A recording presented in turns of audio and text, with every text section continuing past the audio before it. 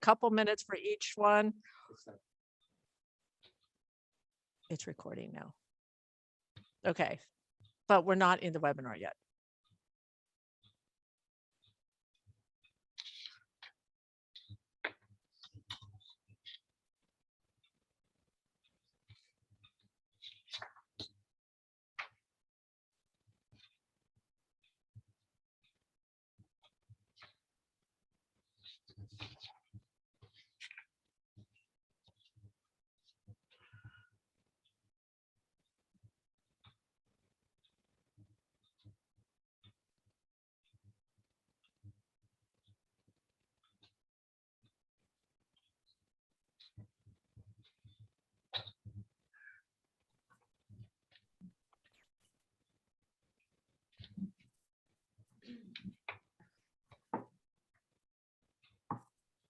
Okay, there we go. Yeah. Good afternoon, students, faculty, staff, and administrators. I'm Dr. Brian Loftman, and I'm pleased to be here with my co-host Cheryl O'Donnell. And we today are having a wonderful opportunity to learn more about college redesign at Hartnell College. This is our virtual town hall forum. It is currently being recorded. And before we begin, I'd like to thank very much Lucy Serrano, Vanessa Gonzalez, and Daniel Jimenez for their work, in making this presentation available. As you can imagine, with a presentation like this, there could be many technical glitches, and we appreciate their planning and preparation. So with that, we'll move on to the next slide. So today's town hall program consists of the following components. First, we have Dr. Rodriguez and our associated students of Hartnell College president, Jane Hernandez, who will be speaking about Hartnell College as a student-centered institution. Dr. Rodriguez will continue with a reminder about our student success goals. Cheryl O'Donnell, the Academic Senate president, will be speaking about the institutional priorities as we move through each one of the sets of college redesigns. And we'll have those college redesigns presented by faculty, staff, and administrators at the college. I will conclude with some final thoughts, and then we'll open it up for questions in the chat, whatever questions that we might be able to get to, time permitting. So with that, we'll go to the next slide. Hello, everybody. My name is Jane Hernandez. I am the student body president and student trustee at Hartnell College. So beginning, what is college redesign? Hartnell College expanded approach to guided pathways work. And I'll just read quickly and I'll add my 2 cents. Continuous improvement philosophy that encourages faculty, staff, administrators, and students to work collaboratively. And everyone is asked to reflect on, celebrate, and challenge significant features of the institution's organizational culture, structure, and practices. So it's really important to point out that college redesign has always been kind of a progress. However, this is a beautiful start to hopefully actually make it in an action plan. So Dr. Rodriguez, do you want to help me with the 4th bullet point?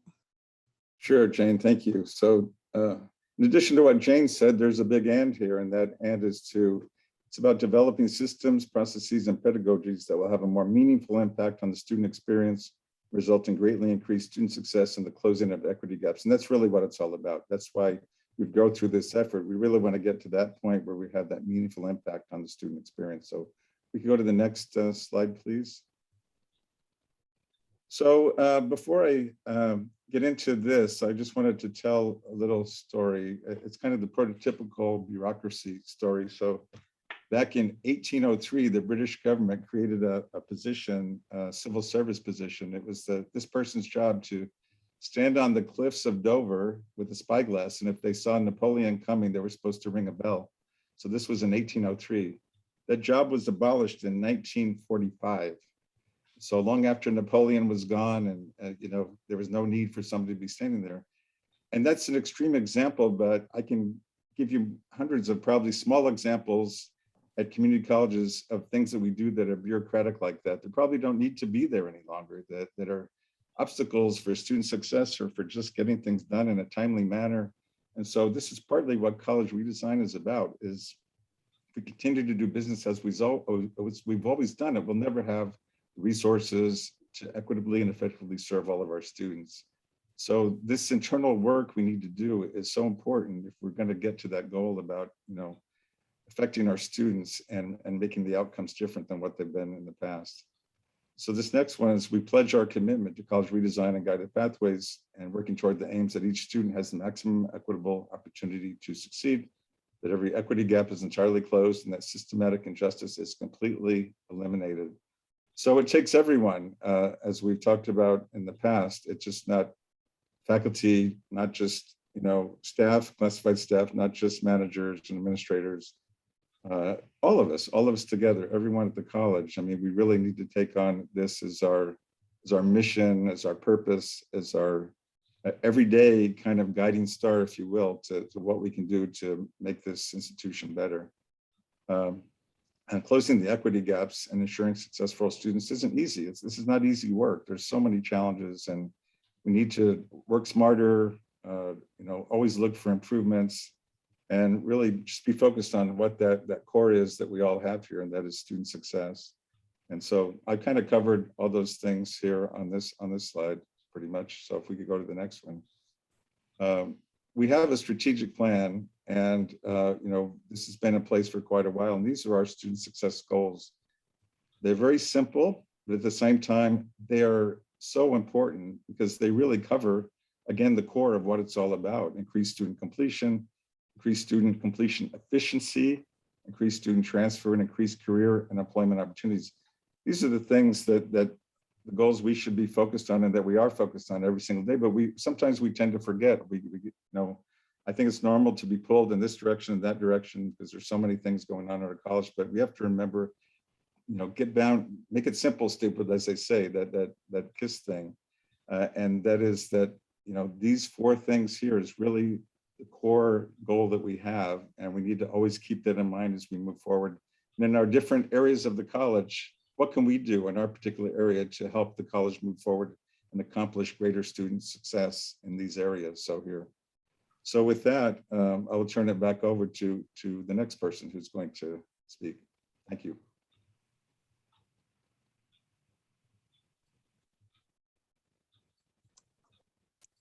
Hi, everyone.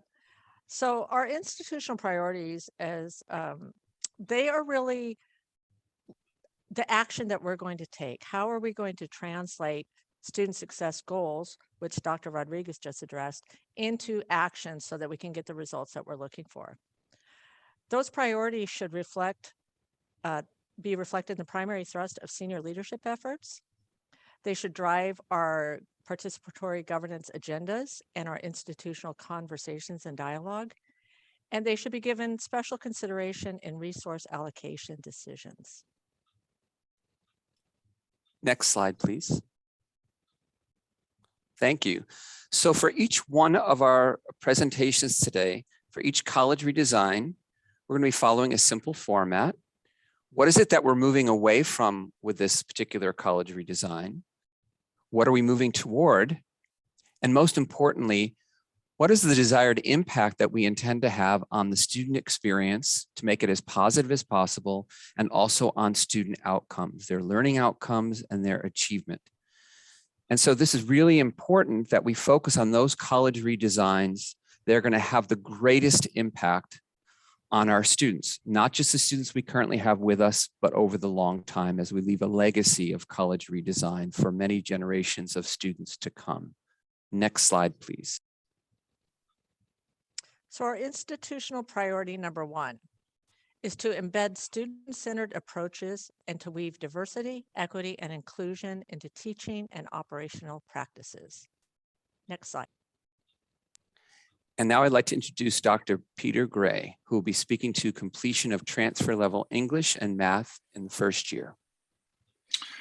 So as a quick review, AB 705 prompted all California community colleges to do three things for students who declare their intention to transfer. First, increase the number of students who enter and complete transfer level English and math in 1 year.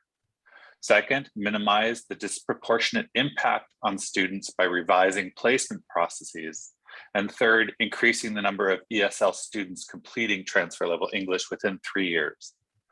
And beginning in fall 2019 at Hartnell, Every student, regardless of past school experiences, has had the opportunity to begin in transfer level coursework. Now, in order to better support students' entry into the transfer level, Hartnell created an online placement tool to help students select math, English, and ESL courses that is based largely on their high school GPA. The Hartnell Math Department created supplemental support courses. English created a 4-unit version of the transfer level reading writing course called English 1AX. And prior to AB 705, ESL was ahead of the curve and had already streamlined its courses to help students move through and into the transfer level. Now, a quick snapshot of data from just before the pandemic year shows some positive results from these changes. In fall 19, around 55% of first-time English students completed a transfer level course in one term. And that's an increase of about 10 to 15% of students doing that. In fall of 19, nearly 64% of first-time math students completed a transfer level course in one term, compared to around the mid 30% who took previously to the reforms about a year and a half to do that. Now, it's important to note that this success in improving both placement and student persistence wouldn't have been possible without the rich collaboration that the counseling department, the Panther Learning Lab, and the Information Technology Resources Department have had and offered to the faculty.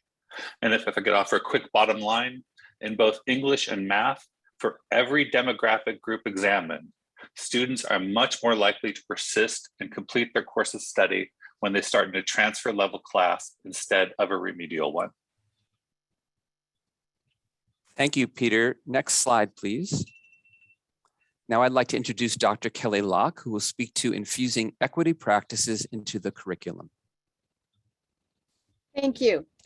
So last spring, the curriculum committee took some time to do some training, and each of our members did a presentation on one aspect of the course outline, one component of the course outline, and how that component could be looked at and revised with an equity lens, thinking in terms of diversity, inclusion, equity, anti-racism, and accessibility.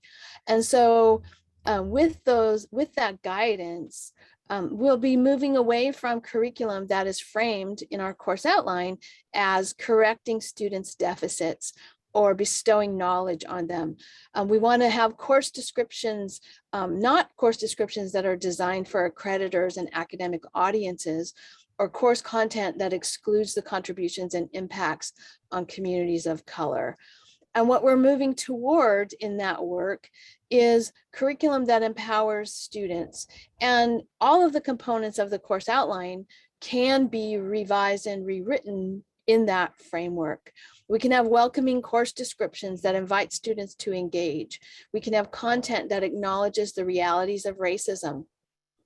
We can have assignments and assessments that connect to students' lives and do the kind of culturally relevant pedagogy that we want for our students to engage, so that the students of any background can feel inspired and empowered by their classroom work. And again, the desired impact on the student experience. Again, the course outline is a document, and in some ways is a bureaucratic document, but it's also the bedrock of what a course contains. Any faculty member coming onto the campus to teach a course looks to that course outline to see what does the course description look like? What are the objectives? What's the content of the course? And so the mood and tone of that document is really important in shaping how faculty actually take that information and infuse it with their own classroom practices. And then what that result is that students will feel like they belong in college. When they look at the catalog and they read the description, it will sound like something that they want to take and that speaks to them. The course will explore diversity, equity, inclusion, anti-racism, and accessibility topics in the course content. Students will be asked to take ownership of their learning, and they'll be assessed in multiple ways, and they'll have those unnecessary obstacles removed from their path. And so that's the work that the curriculum committee has been doing. And as we work this semester, we are mostly looking at distance education addendum. People are wanting to convert their courses permanently to allow for hybrid and distance education offerings. But even within that, we have practices, humanizing practices that we know research has shown close the equity gaps for students taking online courses. And so we're looking for those things in your course outlines when you bring revisions to the curriculum committee. Thank you. Thank you so much, Kelly, for that. Now we have Dean Carla Johnson, who will speak about program maps. Carla? Thank you, Dr. Loftman. Hi, everyone. So as we know, program maps is really about starting with the end in mind, right? And program maps are a little different from EdPlan in the sense that we are providing a sample of a program to a student, the course that they need to take, when they need to take it. Each semester is broken down, their entirety of the program is broken down. So the students really get a big picture of what a program requires, expects, what type of courses, what type of math is needed for that particular degree, really allowing the student to make early decisions about their career, about their major, or make a different decision if that's the case before they get started. That would ultimately improve their time to completion, getting to the metrics we talked about earlier on time and efficiently. So the program maps are now available. If you haven't taken a look at that, you can go under the website, under academics and under MetaMajors, and then click on the very first link you see, program map. There's a video about it. You can show that link to anyone, even if they're not a Hartnell student, which is also an amazing opportunity for our prospective students to check us out, check out the different programs that we've got. And I've already received a lot of feedback from our high school partners and our continuing ed partners out there that they are looking through the maps and they're really enjoying being able to see the big picture. So again, the program maps are sample maps of a program. That doesn't mean that the student has to take it in that way or that they have to take those particular courses, right? Students could come in with transfer units, they can come with AP scores. So they still need to seek counseling to get that customized educational plan for that student. But the program maps allow them to really experience, again, the breadth of our courses and our majors and what that entails. And that's my timer that says my 2 minutes are up. So thank you so much. If you have any questions, send me an email. Thank you very much, Carla. And now I'd like to introduce Dr. Catherine Wilkinson, who will speak to MetaMajors. Catherine. Hi, thanks for the reminder to set my timer. And Dr. Loftman, thanks for the invitation to be here to talk about this today. A lot of you may know across the nation, really, not just in California, this effort that we're a part of is often called guided pathways. And we call it college redesign here, which works really well for us. But I want us to think in terms of the guiding that's implicit in this whole redesign. And part of that guiding is to help students figure out where their interests lie in terms of study and a career. And we're using the categories of MetaMajors for them to do that. So we want to be moving away from 500 choices or however many choices might have been out there to help students actually hone in on a cluster or a MetaMajor.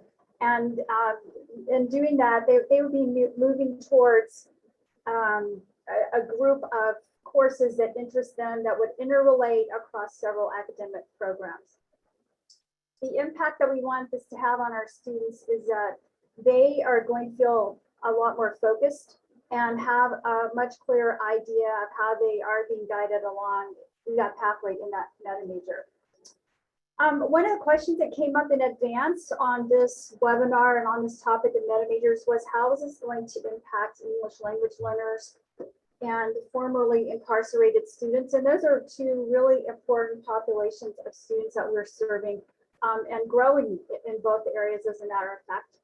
I think a big way that this MetaMajor is going to impact those groups is for the wraparound supports that we already have in place to be tailored and able to describe MetaMajors to the students in each of those groups, to our incarcerated students, to use the language of this is a cluster, this is a discipline, this is a group of things that you could explore.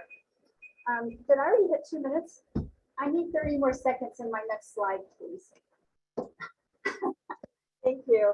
So further in MetaMajors, we want to move away from the kind of overwhelming experience that students have had trying to make choices.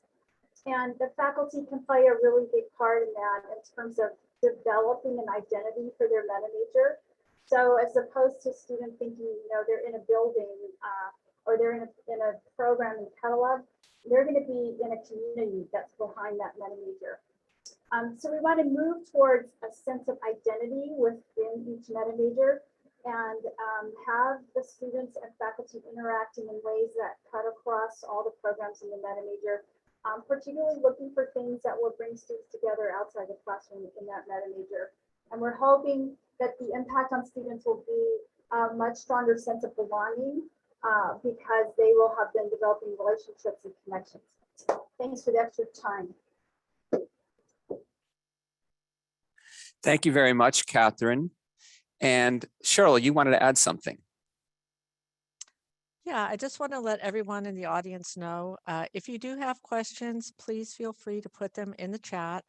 We will wait to the end of all the presenters, but we will be monitoring those questions and then we'll give them to the appropriate people to answer. So feel free to go ahead and put questions into the chat.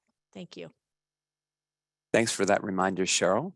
Now we will move on to Dr. Mohammed Yadi, who will speak about our student success teams that we're hoping to implement in the near future at the college, guiding pathers to success.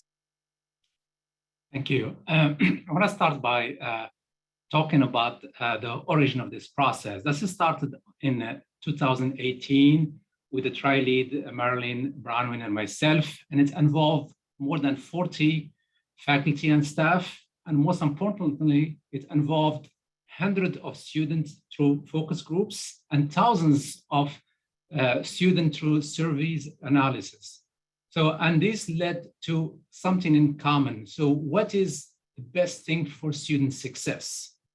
And we found out that what the theme that comes again and again and again is connections, intentional connections for the student with the staff, with the faculty, with peers, with resources, with information, with programs. And actually that's come the idea was how can we represent that complex concept in a simple way? And that's the idea behind the GPS, the navigation. Students need early intentional connections and meaningful engagement to connect with everyone in the college and for all students, not just subgroup of the student. We are aware of the diversity of students we have. Most of our students, 2/3 of them are part-time faculty. More than 50% of them are 25 years or older. So we need to be able to serve everyone by building these connections. We need college navigation, building connections with all programs, building skills for the workforce, and building tools for success while at Hartnell. So the question is, does it work? Has it worked? Will it work? The answer is yes, yes, and yes. So I've been in a college where we have more than 90% of the students being able to finish and complete a bachelor degree in 4 years. So it worked. Did it work at Hartnell? Yes. Bronwyn, we conducted a pilot in a smaller scale with the Salinas Valley's Promise students. We've seen significant increase in retention, significant increase in success, and number of courses students take jumped by 25%. So my time is up here. So what's next? Next is we need everyone to be engaged in the process, and hopefully that will help all the students here. Thank you. Thank you very much, Mo. Next slide, please. Now I'd like to introduce Dr. Romero Halomo, who will speak to the college redesign Scaling Student and Academic Support Services. Romero, please. Thank you, Brian. Good afternoon, everyone.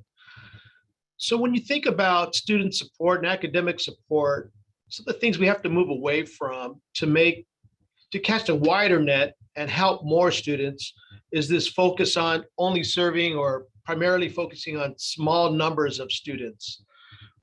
Hartnell College has been very successful in the recent past about creating programs that serve students, a small number of students, and in a cohort manner, as I would add, our WELI program, our MILE program, Emoja, Rising Scholars, TPP, CSN3, TRIO, they all have similar kinds of secret sauce, small groups of people, cohort, but we need to find ways of scaling that up. And that's what we're going to be looking forward to in the future. We want to move towards services and resources that efficiently serve increasingly larger numbers of students, including expanding our online and hybrid approaches. I want people to think now, Salinas Valley Promise, counseling through MetaMajors, library and academic support services at all campuses. This is what we're moving towards, casting a wider net, touching more students.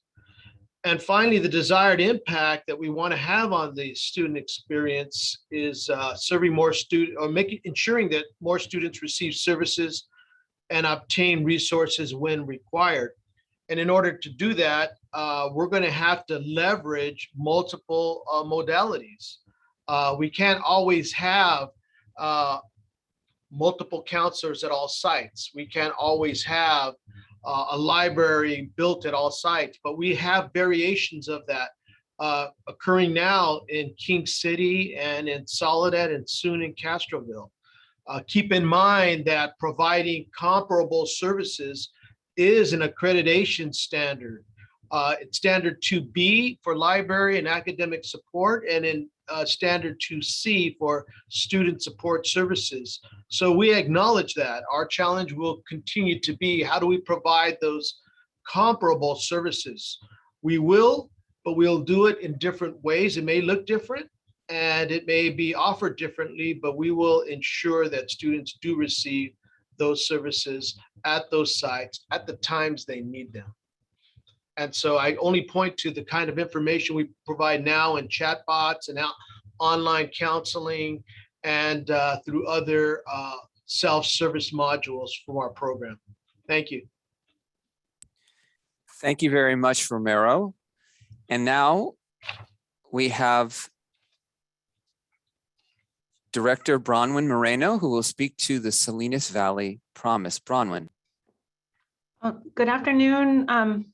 Thank you so much for joining us this afternoon. I want to start by acknowledging our lead program coordinator, China Obana, for the Salinas Valley Promise, and then also all of our partners and collaborators who are here on the webinar today that make the Salinas Valley Promise program possible. The Salinas Valley Promise program is part of the California Promise program, which is a statewide initiative funded through the California State Legislature, with the intent to increase the number of students who enroll full-time and increase completion efficiency.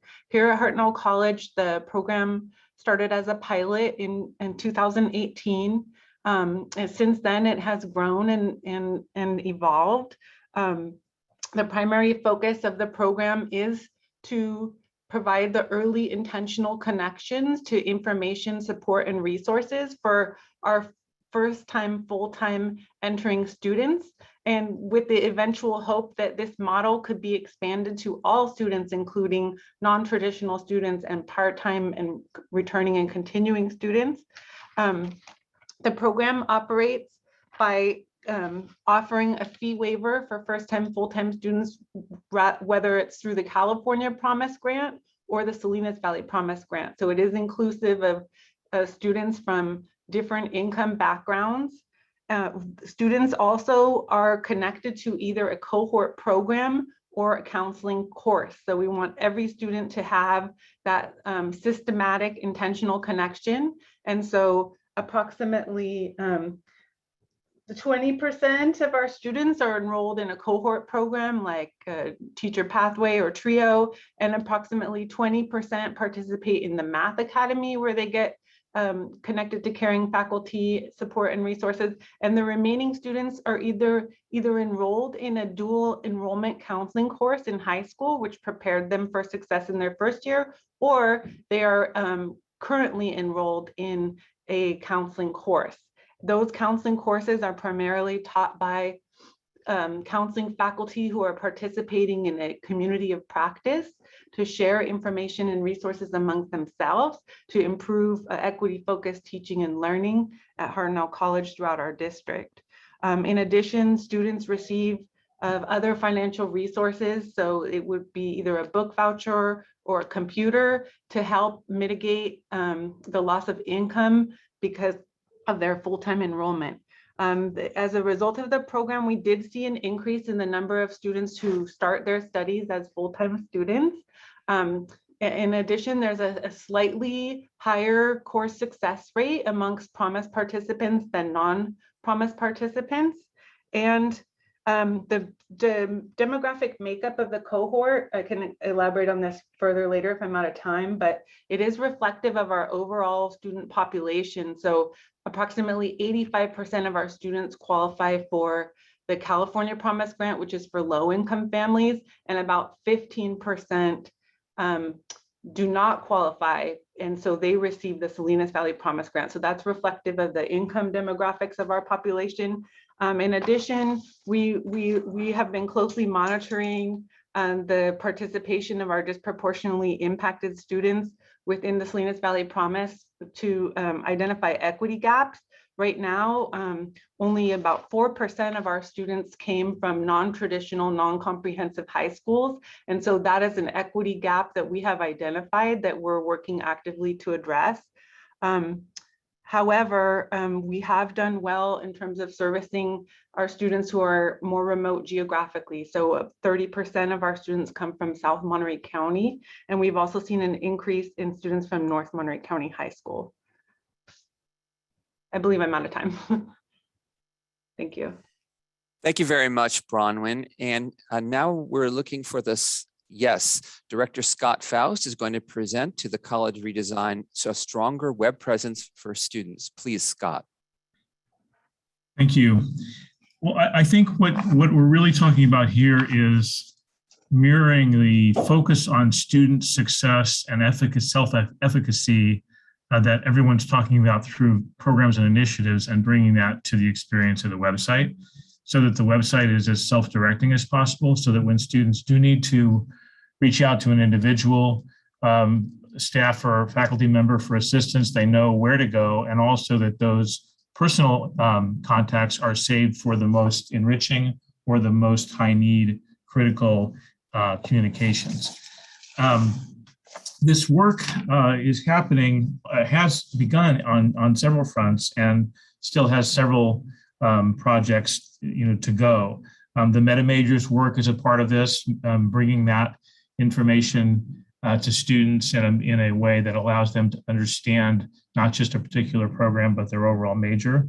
The Welcome Center work that we're going to hear about from Cesar and Laura Zavala in a little bit is related to that, and will I hope be a key aspect of the navigation on the website. And so it's about rethinking the navigation, the high level navigation of the site, involving students as much as possible in that process at the front end and throughout, both developing the concepts and also vetting them through user testing. The website, while much better than it was 4 or 5 years ago in terms of just overall visual appeal, it still has room to improve, and that's a part of it, sort of a redesign, and then perhaps developing a game plan for a more overall structural redesign of the website. Although I think there's a great many improvements we can make with the site as it exists. That's my timer. Thank you. Thank you, Scott. And now I'd like to introduce Director Belen Gonzalez, who will speak to career readiness. Belen. Thank you so much, Brian. So I think as we keep going from slide to slide, we keep hearing the word intentional. And I think that even rings true here with the direction we're going in with career readiness. We have programs like STEM internship, nursing and allied health that have created very intentional hands-on experiences for their students. And as some of you might know, a little over 3 years ago at the LSL campus, we opened the doors to our career prep and placement services office. And that had an intentional focus on working with our students from career technical education. For that office, I was tasked with taking best practices from what the STEM internship program already had in place and connecting students with relevant opportunities and experiences for them. Now we're looking out into the future to see how we can start to work on those same types of systems for all of our MetaMajors. So our goal is to improve the relevance of our services and expand our reach to a larger number of students based on their MetaMajor. And we'll be, once again, taking best practices from programs like nursing and allied health, STEM, career prep and placement services, and expanding all of these services. I cannot promise that in the first year, we'll have the same number of connections as programs that are a little more established and have secured funding, but we will definitely be moving towards ensuring that all of our students across Hartnell's diverse academic programs secure the employment they desire, attain livable wages, and embark on careers with the skills and experience required. Thank you. Okay. Thank you very much, Bailyn. And next we have Mercedes Del Real that's going to speak to the college redesign on career exploration and transfer readiness. Mercedes.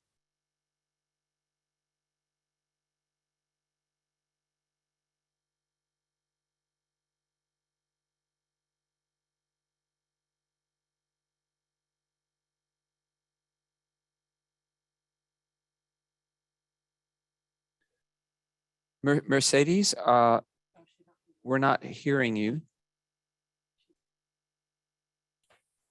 Sorry about that. Thank you. So for our career exploration and transfer readiness, we're trying to move away from providing that information to students who happen to find their way to the Transfer and Career Center. And we are actively collaborating with programs across the campus to ensure students know about the resources available to them. Our website is home to a lot of resources, including the self-guided career planner that students can access. And we want to encourage more students to reach out to us, but we will be moving toward a more robust Transfer and Career Center by intentional collaboration with our Guiding Panthers to Success teams.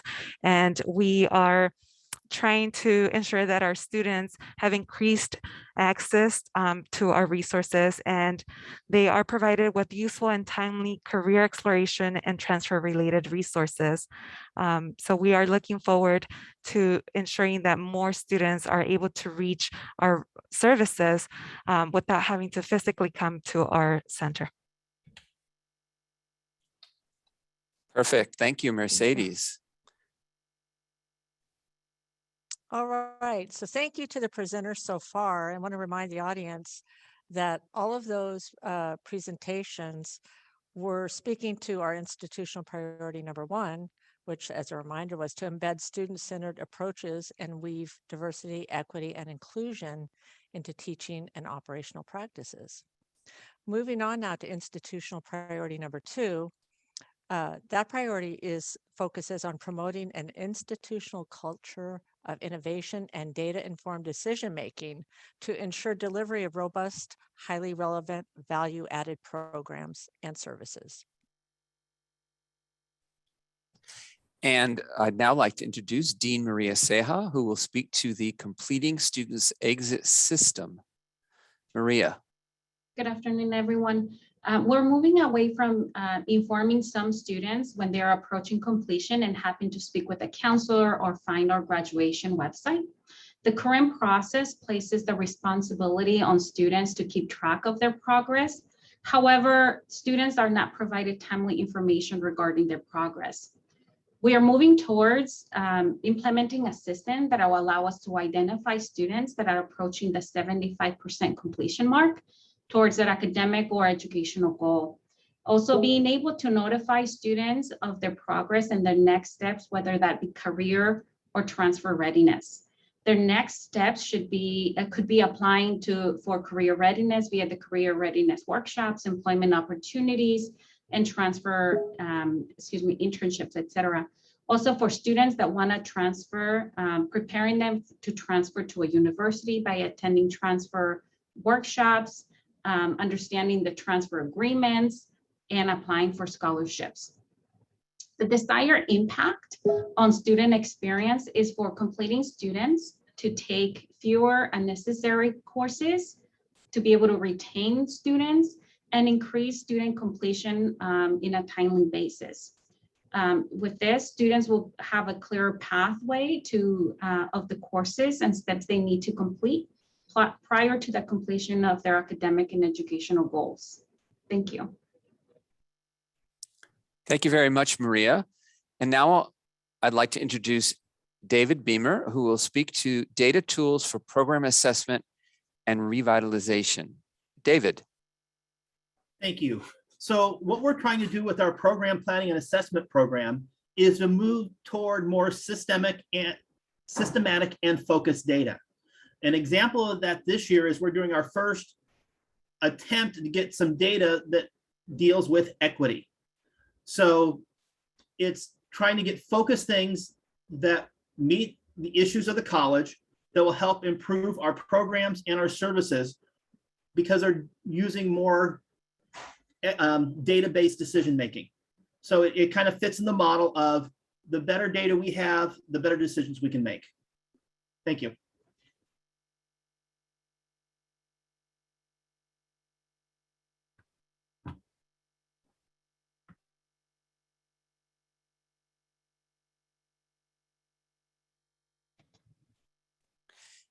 And now we have Dr. Matthew Trengove, who will speak to the use of data dashboards for action taking at the institution. Matt, please. Thank you, Brian. So in the past, institutional research would receive a lot of one-off requests for which we typically schedule a few preliminary meetings to talk about the criteria, develop the data collection process, and then review the results. It was a very slow, labor-intensive process. We're now moving towards a more proactive approach through the development of data dashboards, which ultimately require less coordination and provide real-time updates on targeted requests from faculty, staff, and/or administrators. The development of a centralized system, which we call Flexit, helps coordinate these dashboards so people know where to get the data when they need. We've developed dashboards for the dual enrollment programs so coordinators can review key performance indicators by course and location. Academic Affairs uses their dashboard to review enrollment and course scheduling throughout the registration process so that they can drill down to specific courses, compare trends over time, which helps them determine whether they need to open or close additional sections and better serve our students. Faculty can use their dashboards to examine in-course success, disaggregated by race, ethnicity, and gender, and coordinate actions during departmental meetings, and review and revise programs that impact the long-term goals of our students and the institution as a whole. The dissemination of these dashboards provides real-time, reliable information to inform processes, facilitating data-driven decisions and a more informed organization. There are also significant security protocols in place that limit access to those who only need the data, so we can pick out who gets what data and where it goes. Thank you very much. Thank you, Matt. Next slide, we have Dave Phillips, who will speak to the digitization of manual processes. Dave, please.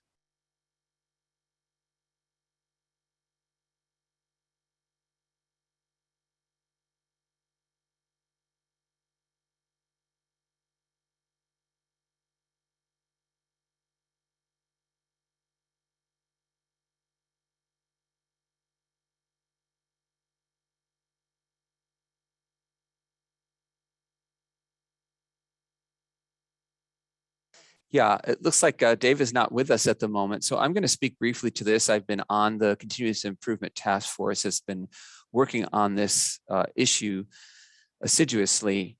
What we're trying to do at the college, and it will take a multiple year period, is to move away from having to distribute hard copy paperwork to different offices for approvals to occur, or for any kind of paperwork to be approved by a variety of different offices along the way. And to also get away from the slow processing of paperwork as much as possible. So we are moving towards more use of online forms, templates that we can use to provide to people that hopefully will be sufficiently simple that they can complete and that can be submitted online, and also processes for virtual signatures. Some of you may know that we are currently using a digital signature process for a lot of our business office procedures, and that's been very helpful in making our work lives more efficient.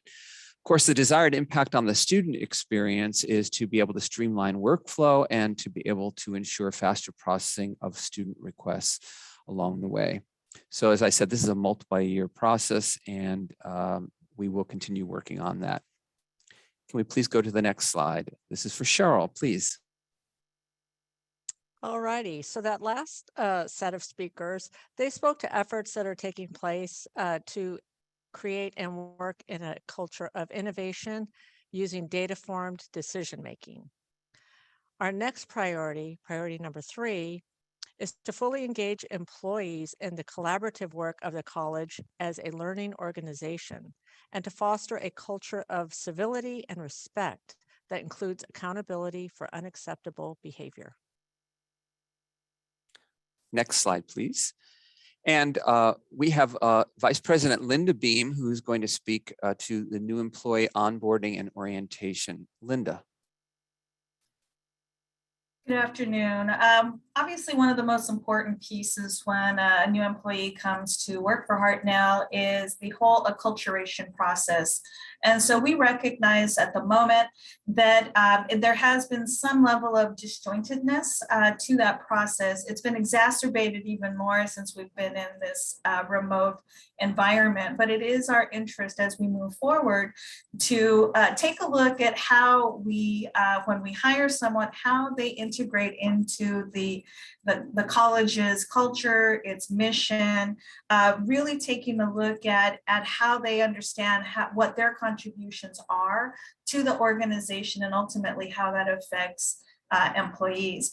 So onboarding means different things to different people. Part of it is the paperwork process that is required of all employees as they enter the organization. But part of it too is understanding from the very beginning, even through the recruitment process, how that individual fits into the organization's mission. And so part of what we'll be taking a look at is the onboarding piece of that as the new employee is coming on board, that there's resources that provide different kinds of experiences and resource materials. And we can be very creative doing that. And we are taking a look at that. As part of it, it could be videos, it could be historical perceptions, understanding Hartnell's story and where we're going. So I do believe that the orientation and the entire onboarding process is going to be something that we're going to continue to improve, and making sure that everyone understands how they fit in the puzzle of making the student success from their initial onset and from their initial time coming on board to the college. So that's our plans. Thank you very much, Linda. Next slide, please. Now I'd like to introduce Dr. Jason Huff, who will speak to the Code of Communication training. Jason. Hi, everyone. Greetings from Tom Sawyer's Island at Disneyland, and I'm glad to be able to be here with you today. So in terms of the Code of Communication training, what we're going to be moving away from is unstated standards for civil communication and just respectful communications in email and at meetings. And the way that we're going to accomplish this and move forward is that we're going to strive for a shared understanding of the importance of civil communication and application of what is known as the Code of Communication. So myself, along with Dr. Loftman, and after an extensive review of the literature and individuals in the communication studies realm that are much more accomplished than I am, we have come up with an acronym for the word Panther, P-A-N-T-H-E-R, that will be sort of the basis rolling out this move forward in terms of this shared communication understanding. The P will be for avoiding personal attacks. The A will be for actively engaging with one another. The N will be for communicating only what is necessary. The T to be timely. The H will be striving to practice healthy communication. And E for being equity focused in communication, and the R for repairing any broken communication along the way. So stay tuned. We will be rolling this out in greater detail in collaboration with Human Resources as we enter the spring 22 semester. And of course, the desired impact on the student experience is that students learn how to uphold and contribute to civil communication at the college by seeing it modeled in the lives of the faculty, staff, students, and administration of Hartnell College. Thank you. Thanks a lot, Jason. Next slide, please. And now back to Linda, who's going to talk about thematic professional development at the institution. Linda.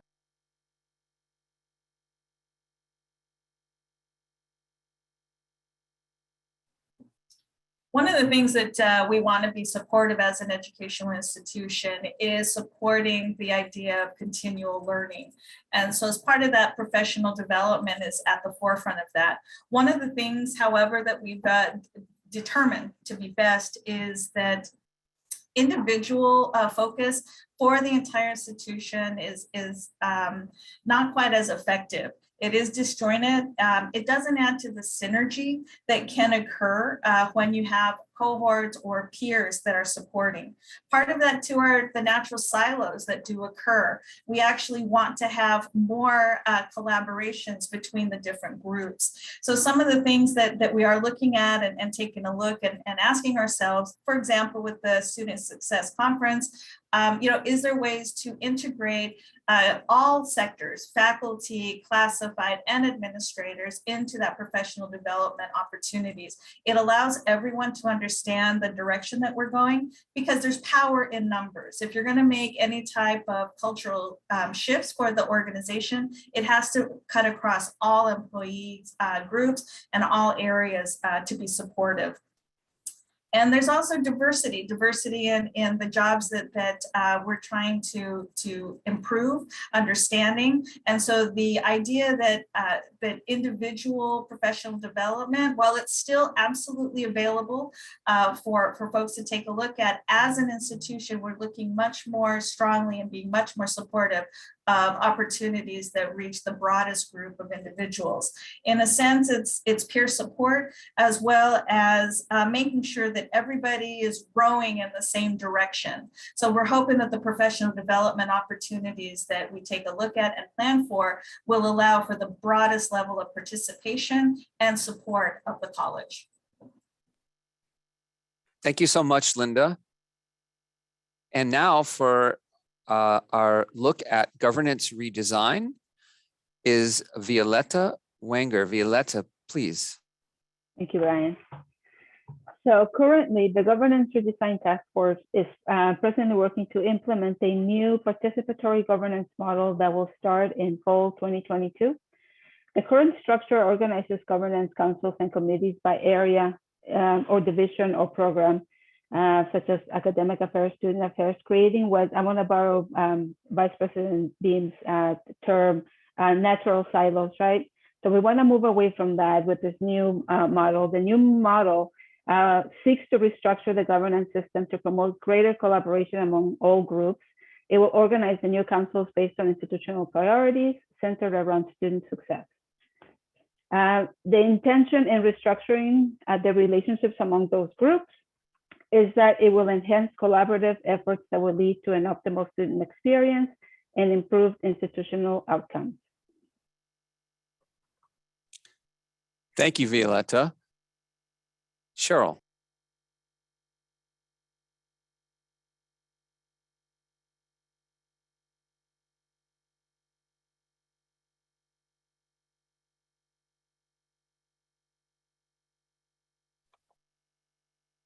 Okay, sorry. So as I was saying, little glitch on my end, the last group of panelists, they were speaking about the efforts being made for us as a college to work and to create a culture of civility and respect that we can work within. And that's, as we know, so important. Now, moving forward to look at institutional priority number 4, broaden the fulfillment of the district's unmet educational needs by more effectively serving our adult non-traditional population. So back to Linda about job redesign. Linda. One of the things that we've learned through opening centers, but just work in general, is that the idea of specificity and specialization, it hinders flexibility, and it's really just not the way that work is done any longer. So what we are going to be doing as we move forward is making sure that our jobs are a bit more general in nature, that there's a greater breadth of information, knowledge that can be imparted to students, because nothing is worse than a student coming and asking a question and being bounced around to different areas. So we are taking a look at how we can assure that jobs are flexible to meet the needs. It's really become apparent as we've opened up the several have opened or about to open the centers. Smaller organizations often require a little bit more of the jack of all trades, but it's also necessary as we move forward to best provide the best services for students.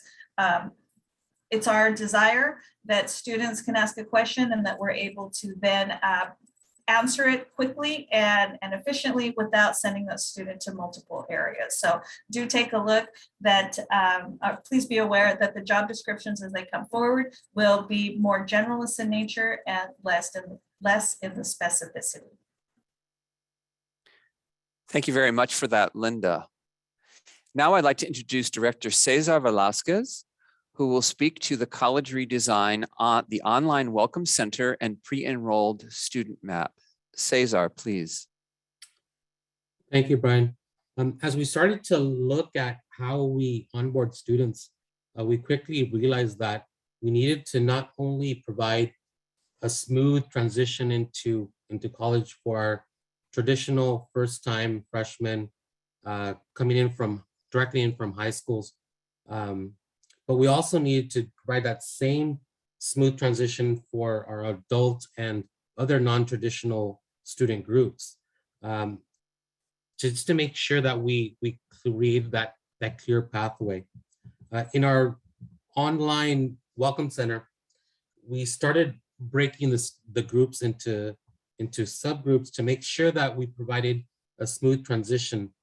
And we looked at separating these groups into new students, returning students, international, dual enrollment students, students with disabilities, veteran students, students enrolling in non-credit courses, and also started looking at how we could involve parents throughout the process, not only to make sure that they knew the process that their children were about to take on, but also hopefully entice them to enroll themselves. So the goal overall is to make sure that regardless of what student group you belong to, that we provided the resources for you to be successful at Hartnell College. Thank you, Brian. Thank you very much, Cesar. And now we'll move to the next slide, please. We have Dr. Stephen Crow, who will speak to resource reallocation to institutional priorities. Steve. Good afternoon, everyone. All of the activities mentioned prior to this slide have talked about goals and outcomes, and they all require resources to be allocated. And what we're going to move away from is that year-to-year divisional budgeting that entails just focusing on the revenue available from per FTES, full-time student equivalent, to the new funding formula, the student-centered funding formula, and multi-year budgeting. We want to put a greater emphasis on resource allocation that's aligned with the college's vision for student success. This would involve our current processes that we have for program planning and assessment, and integrating the one-time purchases, comparing them what's needed across the district, and so that we're not in silos, all trying to invent the best way to address our resource needs in each of our departments, but sharing that data across the institution to better leverage our resources that are available. With the new grants that are coming on, and at the federal level, at the state level, we need to be very nimble and react to that to best serve our students. So with that, we want to focus on the student experience and integrate into our planning for our financial planning, diversity, equity, and inclusion. And whereas in the past, maybe finances were just the boring accounting of the college, we want to be a part of the team and integrate all of those efforts in our financial planning and resource allocation. Thank you. Thank you very much, Steve. So we've heard from, I believe, 22 different but integrated, coherent college redesigns, each of which involved an incredible amount of design work, development work, and implementation. And of course, we're at a different stage in terms of that process of designing, developing, implementing college redesigns. So I wanted to make a few concluding thoughts about this whole kind of sequence of how we think about college redesign at the institution. First, we have found that it's very important to be flexible, that you may have a very concrete idea in the design phase, and as you go to develop that idea, you realize that you have to change one or more of the elements of the design. And then when you go to implement it, you find more changes are needed. So we want to make sure we stick to the principles of what we're trying to achieve, but we also need to be flexible when we move towards implementation. And even when we implement a college redesign, we want to make sure that we improve that design as we move from year to year. The second thing is it's very critical that we view these redesigns as not something that is top down, although some of them may sometimes seem like that.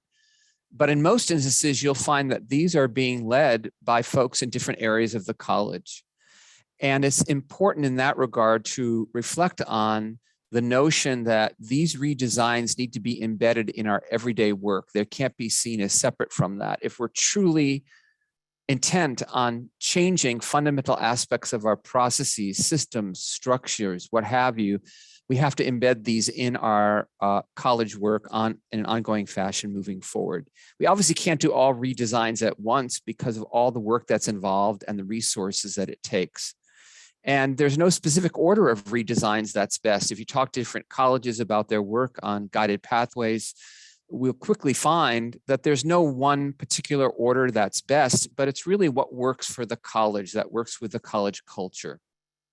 And finally, we have to recognize that as we implement one redesign, that may impact or have ramifications on the need to make other changes, not only in that particular redesign, but in other redesigns, or even in other things at the college that we thought didn't need to be changed, but would now necessitate those changes. So it's a very complex set of activities, but at the end of the day, if we stick to the principle of focusing on enhancing the student experience to be the best possible, and also markedly improving the student success indicators, we won't go wrong. So with that, I'm going to turn it over to Cheryl for the final portion of the forum today.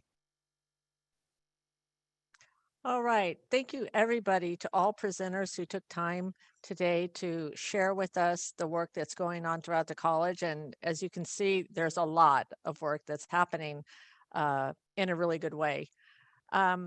We do want to allow for time for questions if there are any from the audience. Some of the questions that were solicited in advance through a Google form that I sent out were addressed by the presenters when their slide came.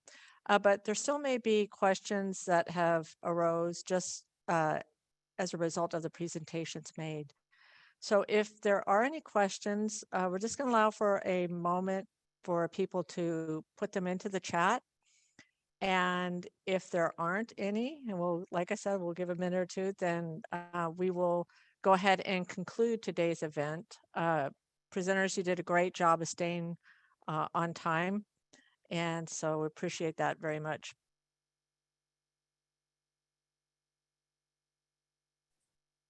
And Cheryl, while we're checking the chat, want to thank you again for co-hosting this forum with me. You're welcome. I see you at future retirement. Look out, Kelly Ripa. There we go. All right. Oh, so question. Please use the chat feature. There's a question on use the Q&A or use the chat. I didn't know that. Oh, I see. Okay. Can you hear me now? I had No. a message that they couldn't hear me.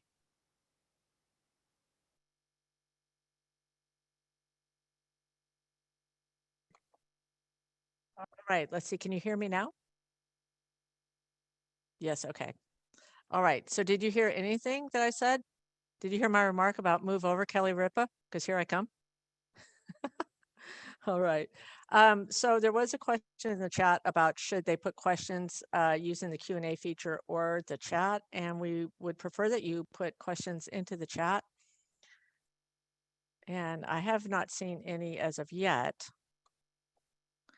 So if that's the case, and I know how busy everyone is, we want to respect your time. So if questions come about later, and I'm sure some people will watch the recording of this event, if you do have questions that come about at a later time, please feel free to email either Dr. Brian Loftman or myself, and we will be sure and get back to you on those questions. I'd like to thank everyone again for attending today, to our presenters, our panelists, to Lucy Serrano and Vanessa and Daniel and everyone who helped make this possible. A lot of setup was involved. Thank you very much, and go ahead and have a great rest of the day.